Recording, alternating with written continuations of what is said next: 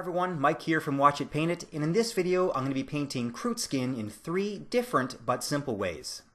Thank you very much to Games Workshop for sending an early access copy of the new Tau Army box set to the channel. Now the paint schemes I'm about to do require a Zenithal Prime, however you do not need an airbrush for this. For many years I did a rattle can Zenithal Prime with a black and white spray paint, and for this particular paint job that's going to work out just fine. That being said, I do have an airbrush now, so I'm going to use that. The purpose of the Zenithal Prime is purely to mark out where we're going to paint in the highlights and shadows. And just in case you're new to what Zenithal priming is, it's where you spray the entire miniature with a black primer, and then you spray at a 45-degree angle from above with a white paint or primer. I'm going to be doing 3 different color schemes for the skin, and I'm only going to be using 2 colors for each scheme. The great thing about this method is you don't have to be skilled at figuring out where your highlights and shadows are going to go. You're basically just tracing over the highlights and shadows you've already created with the Zenithal Prime with 2 different colors. I'm going to start off by painting the blue Kroot. I usually like to paint the dark color first, but I was all over the place with this first one. But as you can see, I am just painting the dark color on the areas that are still black after the Zenithal Prime, and all the areas that were white are getting the light blue paint. And of course, it's perfectly fine to switch back and forth between the light and dark colors as you go. This actually gives you a chance to wet blend the edges of where the 2 colors meet. And after about 10 minutes of work, I have a fairly good looking blue Kroot that looks like it's been decently highlighted. Now for the quills, I am 100% taking the lazy route. I'm going to use a yellowish tan contrast paint and put 1 coat of that over all of them. There's 20 of these guys after all.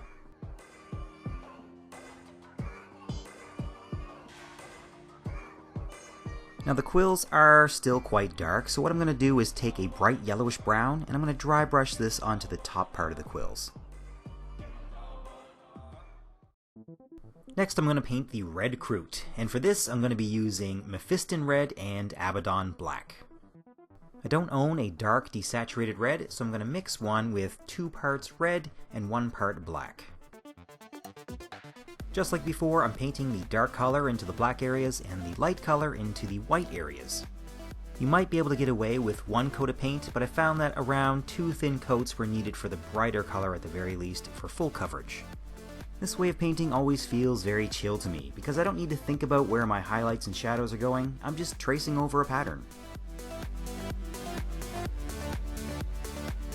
For the quills in this guy, I want a strongly contrasting color, so I'm going with a bright blue.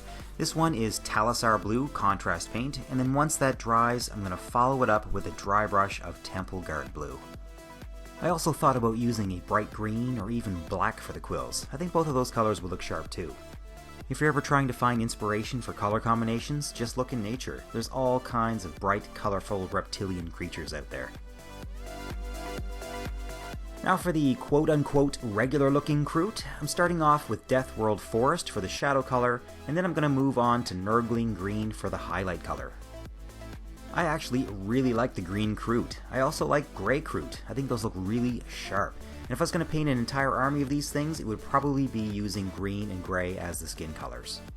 And I know that's kind of boring, but you could vary things up by changing the color of their quills. With gray skin, you could use pretty much any color as your quill color and it would look good. And you could separate squads by quill color.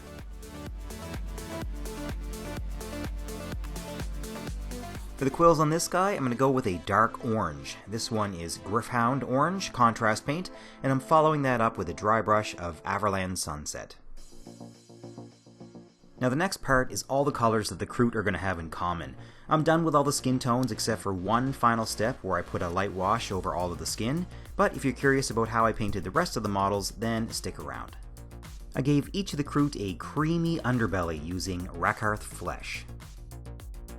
For all the metallic bits, I'm going to be using a silver metal color mixed with some black contrast paint. I find this always helps other colors go on more smoothly, and if you look at the new Army Painter Speed Paint Metallics, they follow pretty much the same formula. For the shoulder pads and knife handles and the spines poking through the Kroot's skin, I'm using a really dark gray.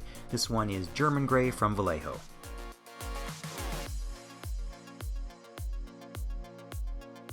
For all the leather straps and bits of leather wrapped around the guns and the butts of the rifles, I'm using a dark brown called Rhinoxide.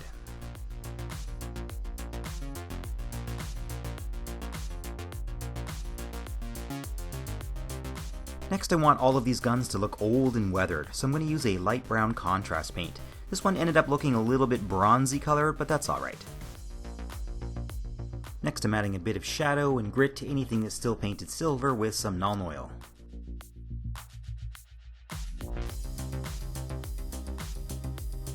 For the next part, I've taken some Agrax Earthshade and I've mixed it 50-50 with Contrast Medium.